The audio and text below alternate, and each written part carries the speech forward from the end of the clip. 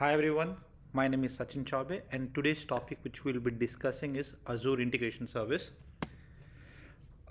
Agenda, speaker's introduction, what are the Azure Integration Service and final tips and takeaway out there. Hi, my name is Sachin Choube. I have 17 years of IT experience and more than 8 years in cloud platform. I'm certified Azure Solution Architect and Kubernetes Administrator. So let's come. What exactly is Azure Integration Service? So if you see any application development, there are two parts in it. There is front end and the back end.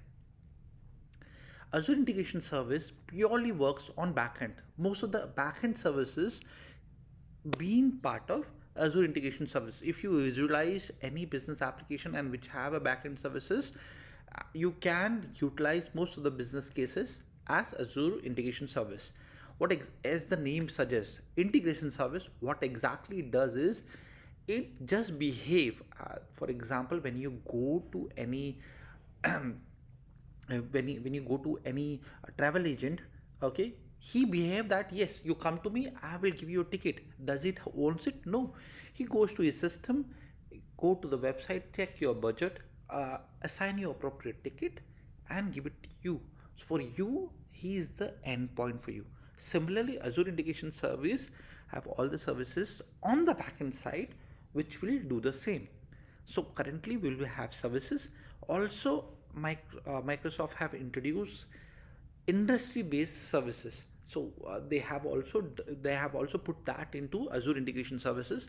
So we will also have a look out there. What are the three services which Microsoft have put specifically for platform-based in Azure Integration Service? Okay. First is API management. API management itself is a huge product where it covers everything. Most of the any type of you are exposing API which is on web base. Okay, either be on HTTP or either be on WebSocket or either be on gRPC.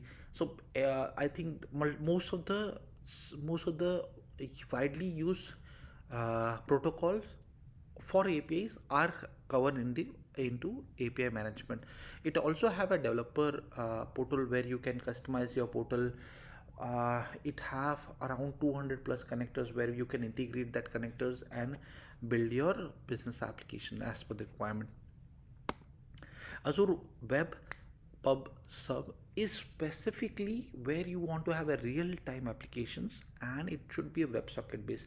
So if you want to be a chat based applications, or if you want to build if you are an exchange and you want to have a WebSocket based applications and your only is WebSocket based requirement, and where you have publisher subscriber pattern, that kind of typical example, Azure Web PubSub is a very good real case to go.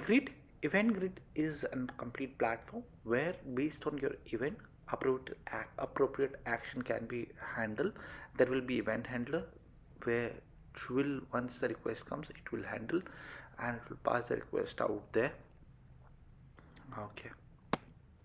Service bus can be assumed as messenger service.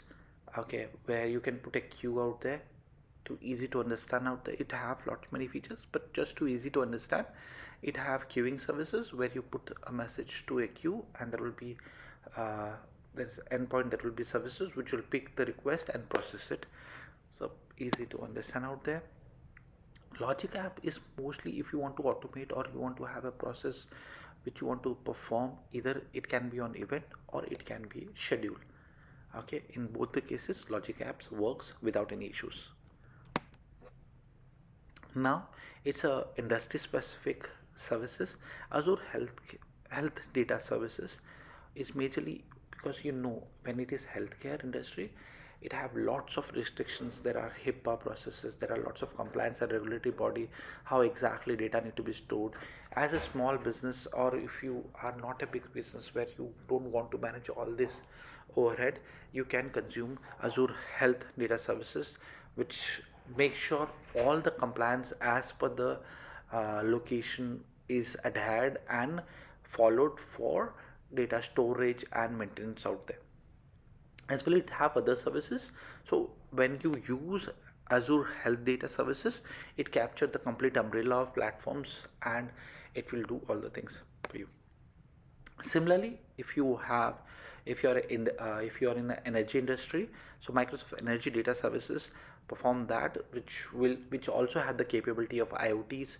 So if you have IoT based things, you want to do data analytics and other, it provides you the complete platform. And again, because it's as industry specific, all the industry specific compliance and regularity is done on that. So you don't have to, when you are taking part in Microsoft Energy Data Services, you don't have to do specific any other activity out there. Next is for agriculture. So again, for agriculture, because there are lots of things, because nowadays people are extensively working drones and other things to solve the agriculture issues, so and processing other activities. This specific product is made for that.